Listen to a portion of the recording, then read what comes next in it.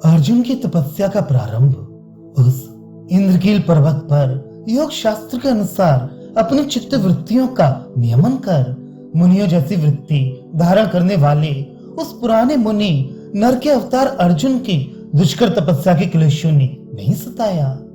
मनुष्यों को क्लेश पहुंचाने वाली भला कौन सी वस्तु है, अर्थात कोई नहीं।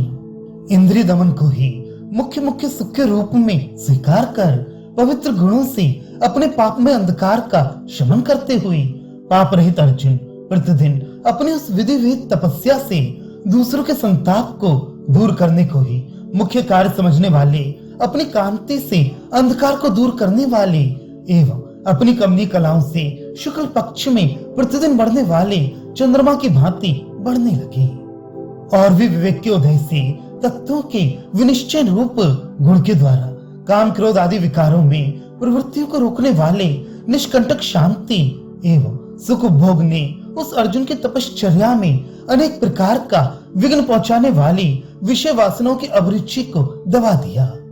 अर्थात अर्जुन विषय वासनाओं से निर्मुक्त होकर तपश्चर्या में रत हो गया। अहिंसा आदि में निरत रहकर ध्यान, जप एवं नमस्कार आदि के द्वारा स्वर्ग के अधिपति इंद्र को प्राप्त करने की चेष्टा में लगे हुए अर्जुन ने अपने स्वाभाविक एवं अभ्यास से प्राप्त वीर रस एवं शांत रसों को पुष्ट करने वाले तेजों को एक साथ धारण किया। अर्थात वीरों के समान शस्त्र अस्त्र से सुसज्जित होकर भी वे जप तप अहिंसा आदि शांत कर्मों के उपासक बन गए। एक साथ ही इन दो परस्पर विरोधी तेजों का धारण करना अद्भुत महिमा का कार्य है। मरकत मणि के समान हरे वर्ण वाले एवं नियम अनुष्ठित स्नान करने के कारण पिंगल वर्ण की जटाओं को धारण किए हुए अर्जुन बाल सूर्य की किरणों से सुशोभित शिखर वाले तमाल के वृक्ष के समान सुशोभित हो रही थी। हथियार धारण करने पर भी सरल बुद्धि वाले एवं अपने पवित्र आचरणों से मुनियों को नीचा दिखाने वाले रजोगुण विहीन अर्जुन ने वन्य पशुओं को प्रसन्न किया। भला गुण किसे वश में नहीं कर सकती।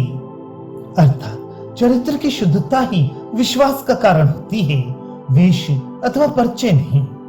अर्जुन की उस तपश्चर्या ने अनुकूल मन सुगंधित वायु को अर्जुन के चारों ओर विकीर्ण कर दिया तथा सूर्य की किरणों की ग्रीष्मकालीन तेजस्विता को दबाकर उसे सुख स्पर्शी बना दिया।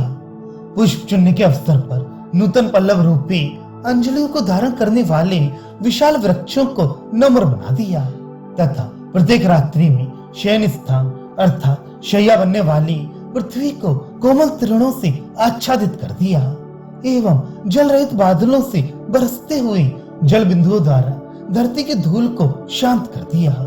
इस प्रकार की उस दयालु तपश्चर्या की शुश्रूषा से मानो अत्यंत क्षीण शरीर अर्जुन परम अनुग्रहित हुए। तात्पर्य है कि उस कठोर साधना में निरत अर्जुन को प्रकृति की सारी सुविधाएं प्राप्त हुई।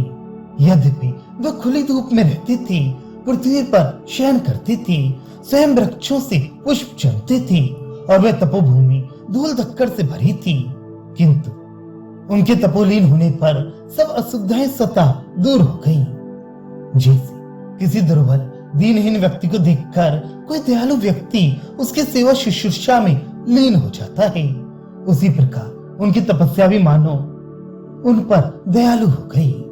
महान सिद्धि रूप कल्याण फल की प्राप्ति के लिए विकसित होने वाली उन कल्याणकारी शकुन रूपी पुष्पों को सामने देखकर अर्जुन विस्मित नहीं हुई।